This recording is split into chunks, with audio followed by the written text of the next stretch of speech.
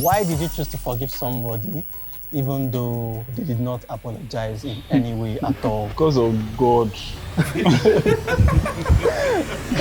All right, so we are here again. We are just young men, almost married, almost at a certain age, we cannot say, but Easy. we are here to Slow down. we're actually just here to discuss, we are youths and this is youthful discussions anyway. So we want to talk about issues or talk about experiences. We are at a certain age, at least we've lived for over 20 years. So, we've had experiences, right? So it's just smart and wise to share them just in case you might be facing something like that. How can you navigate them? How you can, learn from us or learn from our experiences, even though we are young boys. All right, so on the far left, we have Mr. Sheung. Okay, we have Sheung Wemmo. Next to him, we have Praise Ayonwale. Here we have Moses Akinpelu, and here we have Solomon Edowu. And I am here. My name is Olani Omayowa. You must have seen me, or if you have not seen me, please You are seeing me now. make sure you follow and subscribe so you can so you can actually move with us and know when videos come out. So we'll be asking questions, and our first question here is what were some money myths you believed while growing up or during school? What money myths did you see or did you hear about and actually believe while you were growing up or in school? Who wants to go? Okay, so I think I'd like to go first. When you asked that question, the first thing that came to my mind was Kolo growing up. And my answer to that question would be that you can save to wealth. And that's a lie. Because I think we've all been saving. And that's not to say that the culture that you get from saving is not good, because I do think investments is a pathway to wealth creation and everything. And the values that you get from saving, definitely you are removing money from what is coming in, you are delaying gratification. All of those things transfer into investments. But that you can save to wealth, 5 naira here today, 10 naira there tomorrow. If your earnings don't up or if your investments don't up, you don't have returns. You just keep on saving and saving, and then the bank is using your own money to invest, and it's just there. So I think for me that would be the number one myth. Investors even argue, or should I say financial advisors argue not to save because bankers are just using your money. Please, we're not financial advisors. Don't take financial advice from us. But I do think it's important to have maybe things like emergency funds or it's good to still have money set aside, but as a pathway to wealth is not sustainable. Yeah. It doesn't even start talk less or sustain. But I don't know, maybe any of you guys experience this. I don't know how many of us use school very well.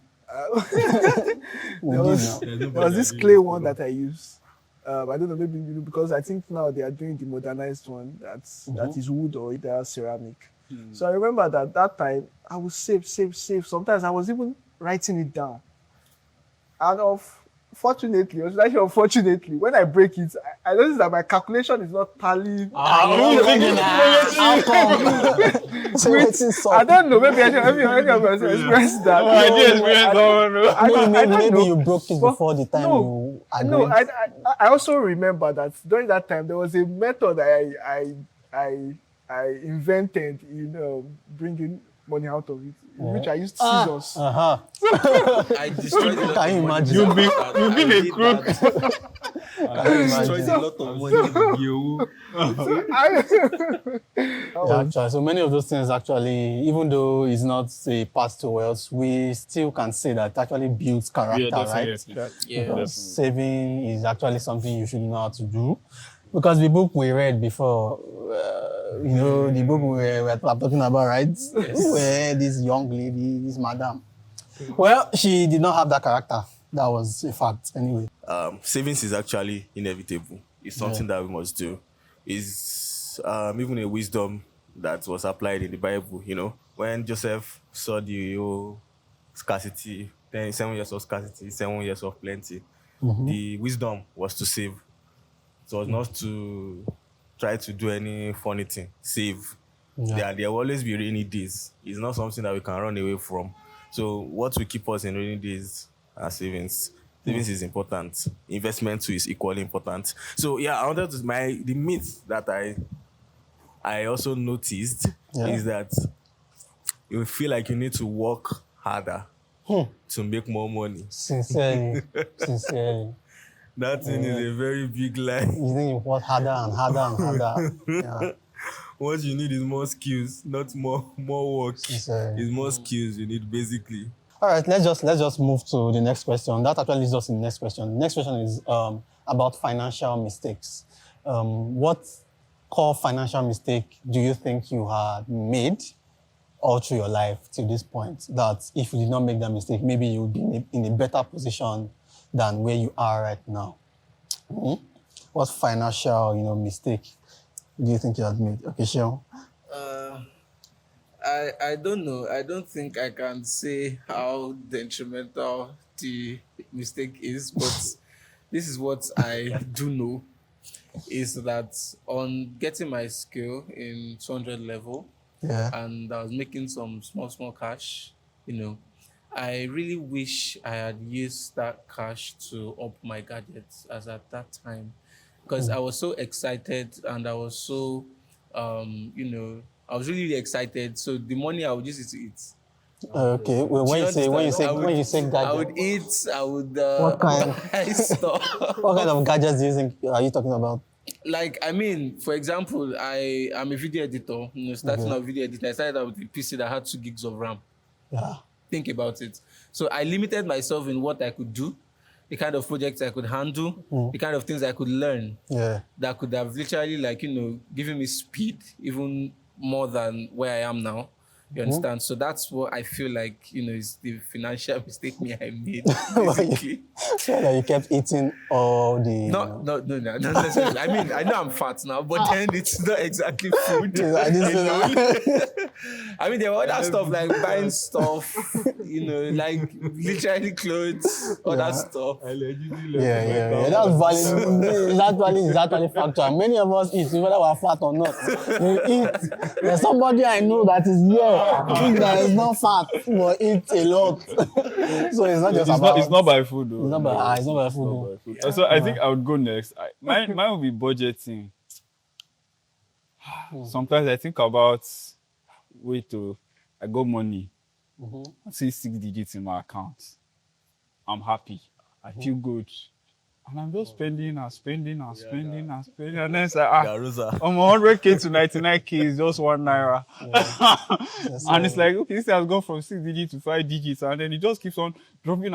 And it's not like, there's a part of the economy and there's a part of like maybe necessities and emergencies that come up. But I do think like it would have done me a much better service to discipline myself in terms of budgeting. So it's like 30% of my income goes to this, another percent goes to this, another percentage goes to miscellaneous, because like you said, rainy days would come, rainy costs would also come, because you don't plan for. I remember there was a time my laptop I used for work just crashed, and I had to buy an hard drive, 50K. Just went like that. And if I just done impulsive spending, I had no plan for it. And please, you are watching this, and you usually employ people that use laptop to work, like video editors, graphic designers, audio people, all those. You are hearing it now. Your laptop can crash. Your laptop can crash. So don't come and be charging all family. When you get delivery from client. It's not easy. Imagine your client is waiting for a project and your laptop just goes. You have to quickly get what you need and finish your work. Exactly. So I think for me, I'd have liked to learn intentional budgeting earlier, and also like budgets for miscellaneous things, because things would always pop up. And maybe growing up, your parents are the ones always handling stuff for you. If you have an emergency, call them at home. Now, you have to be handling stuff yourself. And I think the most they can do is maybe like support you, here and there. But like most of it still lies at your door. So like all of those intentional things you have to learn. Like, budgeting is very, very important. All right, so on to the next question. This one is actually quite interesting. I used to be dash, but now I am this. Look at me. Like, for example, me now, I used to be shy. Yep, I used to be shy. I used to be just this fine, shy boy, looking, sitting down in the class, just listening to my teacher, attentively, paying attention without anybody's business. Okay. But now, where at least I am in a better position, I have grown into staring at the camera and staring into your eyes, I guess. Okay, let's move to somebody else. Shehu, let's start with you. You used to be what? I used to be slim. Yeah. And now I'm fat. Valid. Actually, on the more serious note, I used to be shy. Not shy, but like more like I used to, just that quiet kid that was not really. I'm not like to say shit. No, that doesn't give two shits. Actually, about whatever it is you do, even when it affects me. So, and then I had this funny story of when a kid hits me, and mind you, despite the fact I was slim before, I used to be like the biggest amongst my classmates. And then I got home crying, and my dad was like, "A kid hits you, and you come home and then you're crying like it's not like a teacher beat you or something for fighting." And after the entire thing, he came to school, to find out what was going on, and then he saw that the kid that hit me is like very, way smaller than you you. understand? And he almost hit me. Because, so I mean, since then, when we payment, those things we see in movies. Exactly, like you need to like be sharp and then smart. So yeah, that's it for me. Basically. Yeah. Okay. So please, Yeah, for me, I used to be lost, but now I'm found. Okay. what is lost, please? What is lost Not to? in pencil, but lost in faith. I mean, not knowing Jesus, so to say. Yeah. Then lost in purpose. Very, very importantly. Oh, wait. What did you used to do? I'm confused. Before. Yes, tell us. We want to know. Not to bring how lost. Purpose. Well, I can't really say that. But I was lost in purpose. I didn't even know what I was doing. Wow. Okay. Yeah, I was just for the play, for the, this way. But now. You've been found anyway. Glory to God. Hallelujah. Moses. Okay. For me, I used to be loudly stubborn. Loud. That is actually very surprising. What's going on? It's like we need to start revealing our past. Okay. I will not reveal any past on the camera. But now I'm calm, I'm gentle, I'm reserved. I just want to be, I just like being cool. Now we have to beg you to speak up. Speak up. I speak less now. Unlike before, man. Let's move to Solomon. Okay, so like Shinu said, I used to be short, but now I'm tall. Now I'm 6'4". You used to be short. You short. I used to be short. You see, I know it's surprising, guys, but jokes aside, I used to be quite avoidant. Yeah. And this was because, like, with my classmates, I had double promotion, so my classmates were majorly like 1.5, 2 years older than me. So it's like my bonds were in class, my big brothers. So I used to have issues relating with them, and it's all like affected a lot of things for me. So instead of probably maybe discussing or like walking through stuff, I would just avoid it, and like it grew with me until probably after I was done with my A levels. But now, like, life experiences, meeting certain people, now I've learned to be more out and out, not confrontational, so to say, but like I can approach things with much more confidence now, and I'm not just running away from them for the sake of running away from them. Yeah, that's actually a valid point, being avoidant and all that. Now, for example, for shy people, well, it's something you can actually grow out of, actually. Like for me now, I didn't know I would be able to sit and, do what I do. Most people actually do not see me as shy, even though some people still sometimes see me as shy, but I actually like my space anyway. But then let's talk about people pleasing, because shy people are actually known to, I don't know, maybe because of the pressure on them, they don't like pressure and all that. So they kind of want to actually please people. So in people pleasing, do you guys think that you, at some point in your lives, kind of just wanted to please people, just do what they wanted, maybe your parents, the kind of school to attend, the kind of course to study, kind of place, of course, places to live. Those kind of issues are dependent on your parents. But in those certain areas where you actually continue your life, even after your parents have gone, do you think that people pleasing, you actually were kind of a people pleaser. Who should we start with? Who wants to go first? Solomon. I nominate Solomon. Let me Solomon. Why?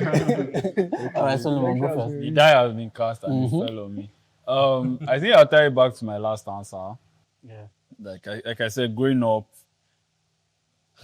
with people that were older than you, a lot of times you don't want to step on toes. So like there was that part of where I tried to be on everybody's good side, and even if it was at my own detriment or at my own cost, I still tried to like please people. And like I said, that followed me until probably I entered university, and I was like 17, 18, so like that was for quite a while. But yes, on the flip side, I do think like another area of people pleasing that we face as young people could be maybe on the parents' perspective. Like your parents are trying to force certain things on you. I think I have privilege in the sense that my parents did not have that kind of mentality raising myself and my siblings. Like we had freedom, even though there was guidance inside that freedom, we still had the freedom to choose what we wanted for ourselves. So I think, that's how I'd answer that. Yeah, nice, beautiful. Praise, what do you have to say about people pleasing? Were your parents kind of these 10 people who just wanted to direct you and all that?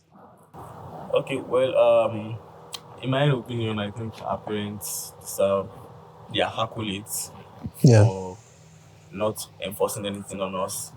They basically guided us through the whole process. Okay. I initially wanted to be a doctor, but now I'm a software engineer. But it looks like every one of us here He's working on Python now. He's a software vet doctor. Yeah, you can say that. Yeah, so they were supportive. When you said you wanted to be a doctor, they said, okay, let's keep going. And when you changed that you wanted to be a software engineer, they were also cool. They just wanted you to succeed. Either way, that was the baseline. That was the most important thing. Yeah. No, do you think those kind of things actually stem from maybe sometimes illiteracy? Maybe some parents feel are not actually opened to new opportunities available, such as, for example, now the AI space, tech, and all that. But most parents still want doctors, nurses, lawyer, engineer, and all that. Like that. I think that's very, very true. There's a part of awareness.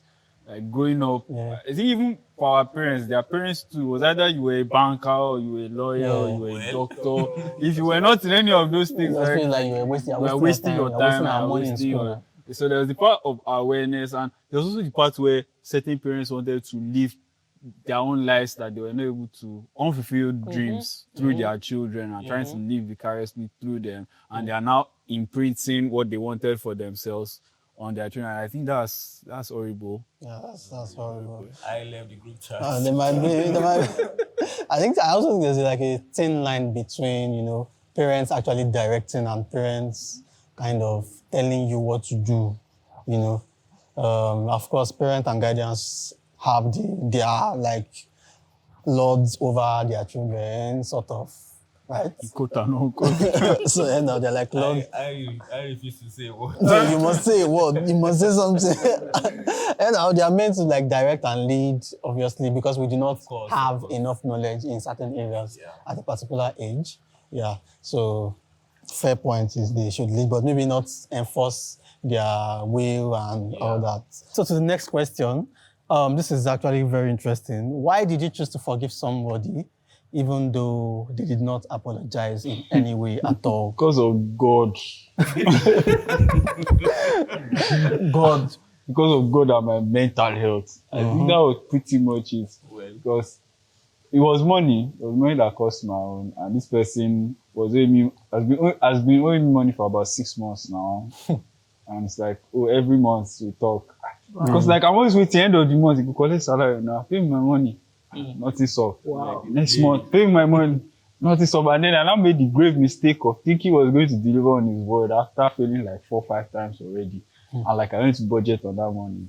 Please don't put all your eggs inside one basket. Guys, you will cry.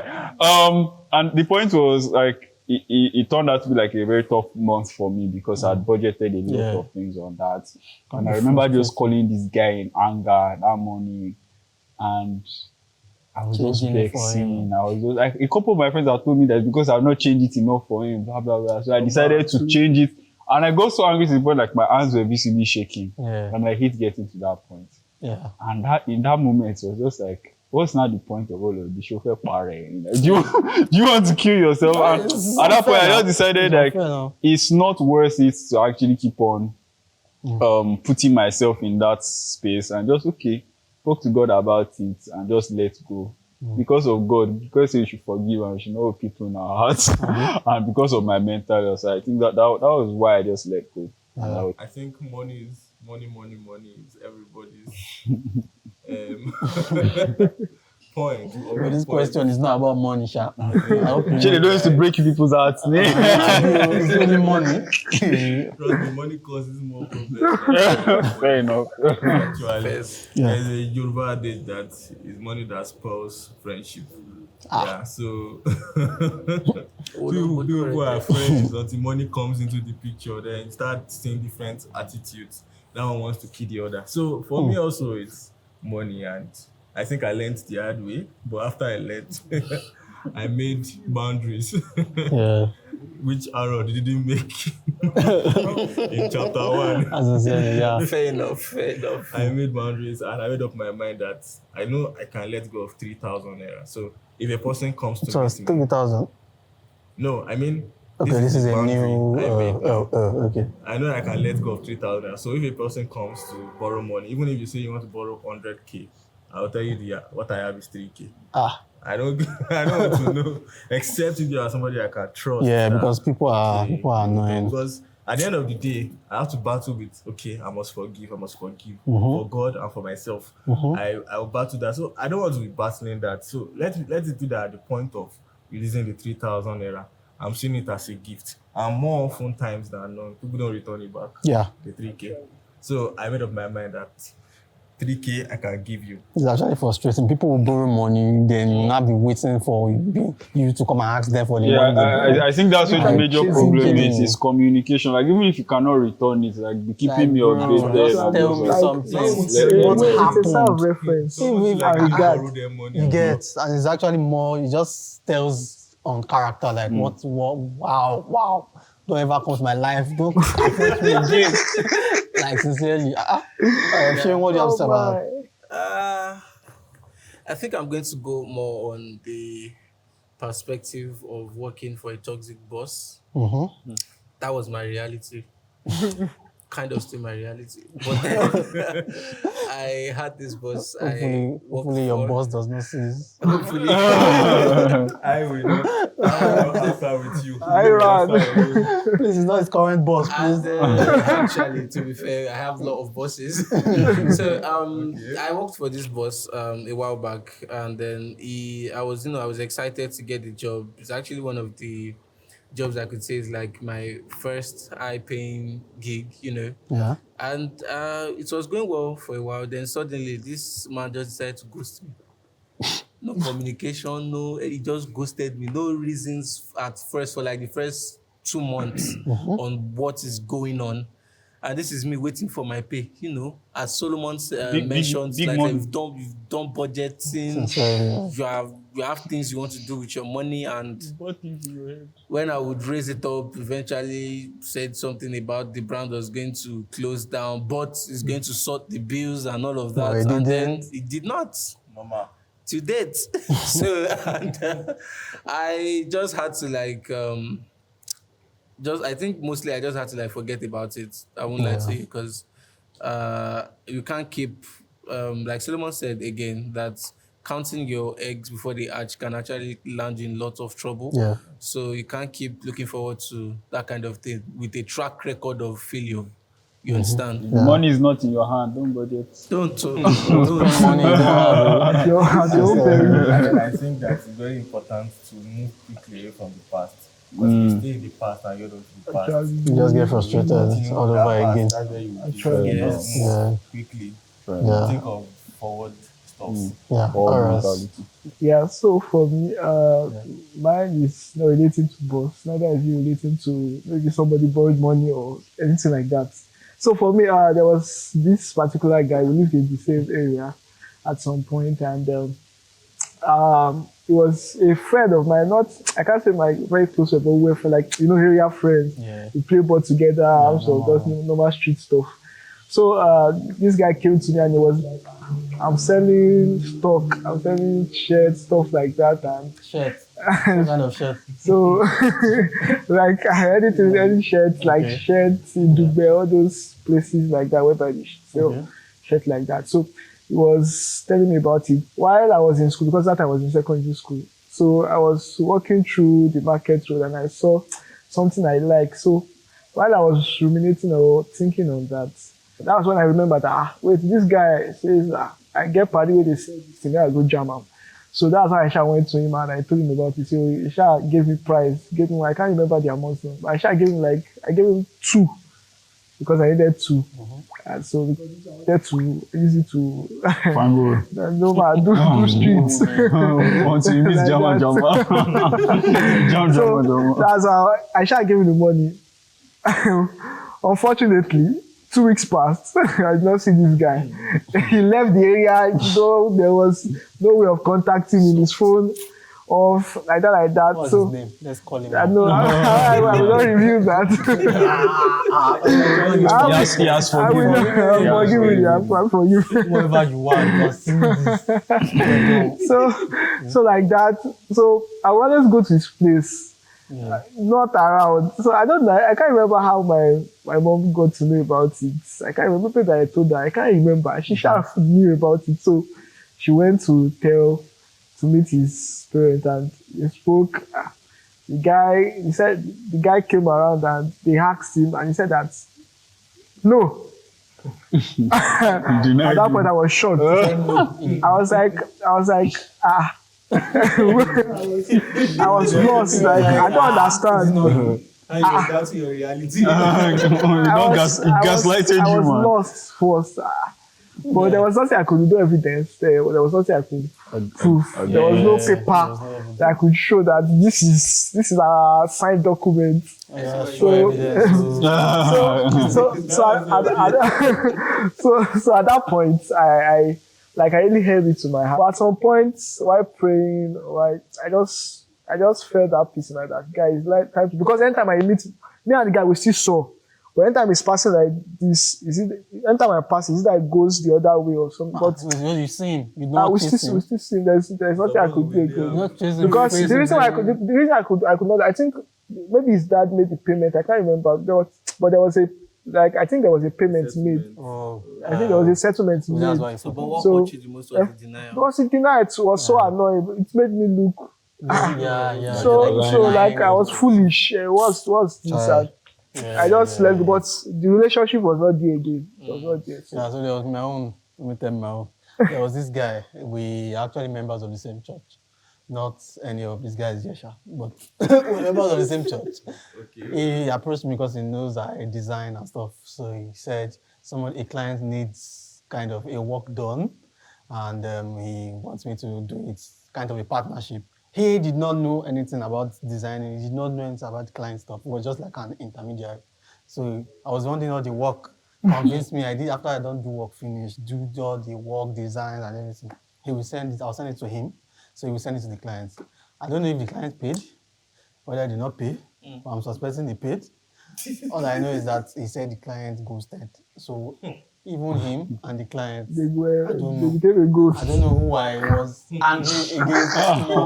You know the funniest thing? So what's the funniest thing? The funniest thing is this guy now still comes to my DM trying to give me jobs again. Trying to. You are wrong. Like, am I okay? The same intermediary kind of gig. And I'm supposed to now do the whole work again. Okay, now. Still continue on that path. Like, once beaten, twice shy. I can imagine. So for me, at first when I started, at very early stage, while in I think secondary school, I was doing perfume business basically. You're selling perfume? Yes, I was selling perfume. Okay. Alive. From there, I sold clothes to. I was literally hawking clothes. The closest can be all. So when I was in junior school, I was hawking clothes. I was hawking clothes. So Then after secondary school, fast forward after secondary school, I started working in an ice block factory. So at the ice block factory, it was really a long process. I would go there as early as 6 a.m. and I'll leave maybe around 7 in the evening.